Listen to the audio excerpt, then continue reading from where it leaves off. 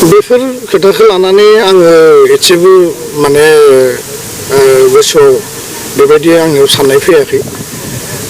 बबे समाव मानो बुंदोंमोन आं बेखौबो गोसोखांफिननो हायाखै आरो बे कल रेकर्डआ माने बेसेबां रियेलिटि दङ बे एडिटेड ना मा बेखौबो बिजिरनानै नायनांगोन। बिनि सायाव आङो जोंनि एबसुनि लेभेलनिफ्राय तदन्त खालामदों। दा जाय बिथांमोना बेखौ भाइरेल खालामदों, जाय बिथांमोना बे रेकर्डखौ दामदों, बिथांमोननि सायाव निस्सय बिनि सायाव तदन्त जागोन आरो मा उद्देश्य लानानै मा थांखि लानानै बिथांमोना खालामदों बिनि सायावबो नोजोर बोनांगोन।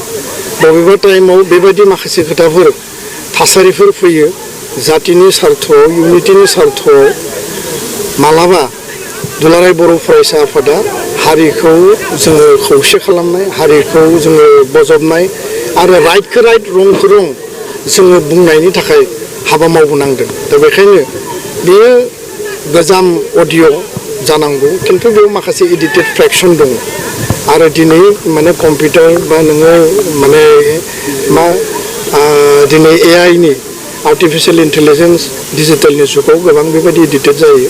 आंहा रावनिबो सायाव बेबायदि आक्षेप बा गाज्रि मोननाय गैया आरो बे दिनैनि तारिखाव जेबो रिलेभेन्सि गैया।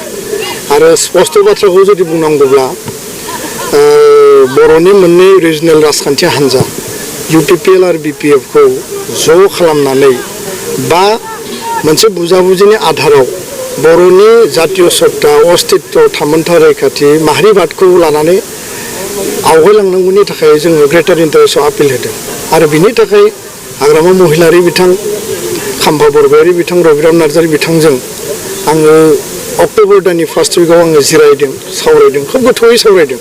प्रमद बर' बिथांजोंबो सावरायदों, रनगोरा नार्जारि, इउजि ब्रह्म बिथांजोंबो आङो सावरायदों जे जातीय इन्टारेस्टआव जोङो हाबा मावलांनांगोन आरो मालाबा जातिनि सार्थआव रल लानायाव जोङो गोबां खोथाखौ जोङो रिक्स लानानै माने हाबा मावनो गोनां जायो।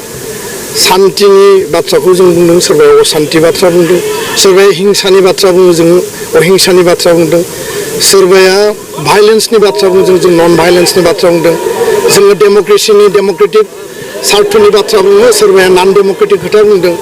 दा बेयाव मा उद्देश्य लानानै बे खोथाफोरखौ बुंदों बेफोर भाइरेलजों बेफोर माने भाइरेल खालामनानै सोरबाया गाज्रि खोथा लिरोबाबो, सोरबाया गाज्रि भाषा बुङोब्लाबो, आंखौ सोंखारियोब्लाबो हारि दानायनि थाखाय, हारिनि सार्थनि थाखाय एकर्ड इमप्लिमेन्टेसन, शान्ति गायसननांगौ, एनडिबिनि जेंना जेंसि सुस्रांनाय, बिथांमोननि केस, बिथांमोननि जेलाव थानाय जोंनि बिदा फंबायखौ लाबोनांगौनि थाखाय भारत सरकारजों, आसाम सरकारजों नेसनेल जे मोनसे कमिटमेन्ट दङ, बिनि आधाराव जि खामानि मावनांगौ बेखौ एबसुआ एक बिन्दुबो दोरोदा। दा बेखायनो बेबायदि फिसा फिसौ लेभेलनि राजनिति खालामनानै बर' हारिया मालाबाबो लाब जाया। जातिनि ग्रेटार इन्टारेस्टआव बिथांमोना नायनांगौ आरो देरसिन लिडारफ्रासो सिद्धान्त लानांगौ। बेबायदि गाहाय लेभेलनि, सोरबा ब्लक लेभेलनि, सोरबा प्राइमारि लेभेलनि हान्जानि सोरबाया बेफोरखौ भाइरेल खालामनानै सोरनिबा इमेज नस्थ' खालामगोन, एबसुखौ माने गावनि टारगेट भिजन मिशननिफ्राय दोरोद होगोन, बेफोरखौ बिथांमोना साननानै जेबो लाब गैया।